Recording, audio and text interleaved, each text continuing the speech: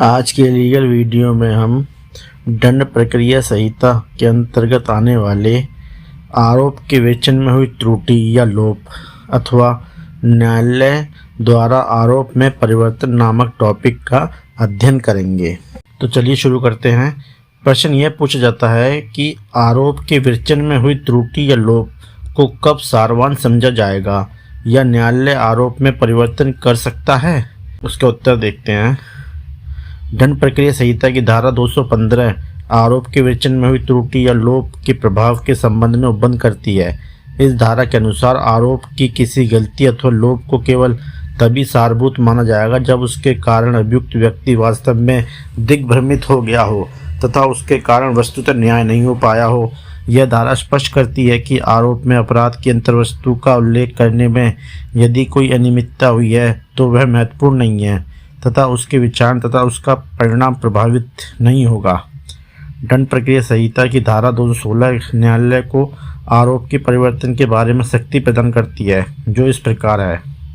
Number 1, कोई भी न्यायालय निर्णय सुनाए जाने से पहले किसी भी समय किसी आरोप में परिवर्तन या परिवर्धन कर सकता है। नंबर 2, ऐसा प्रत्येक परिवर्तन या परिवर्धन अभियुक्त को पढ़कर सुनाया और समझाया जाएगा।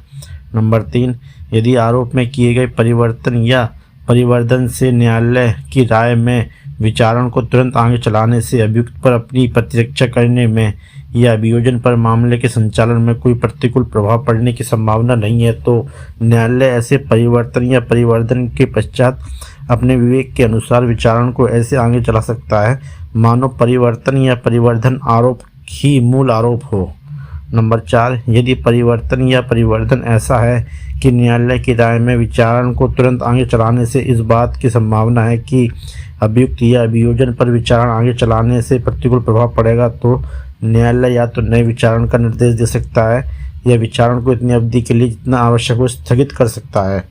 नंबर 5, यदि परिवर्तन या परिवर्धन आरोप ऐसा है जिससे अभियोजन के लिए पूर्व अनुमति आवश्यक है तो उस मामले में बिना अनुमति प्रदान किए कोई कार्रवाई नहीं की जाएगी। जब आरोप परिवर्तित किया जाता है तब साक्षियों का पुनः बुलाया जाना धारा 217 में बताया गया है।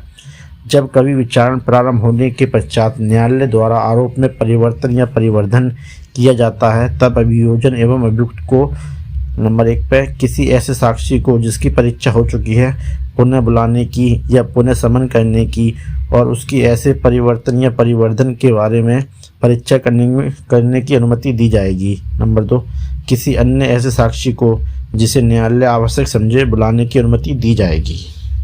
साथियों, अगर वीडियो पसंद आया तो लाइक और सब्सक्राइब कीजिए।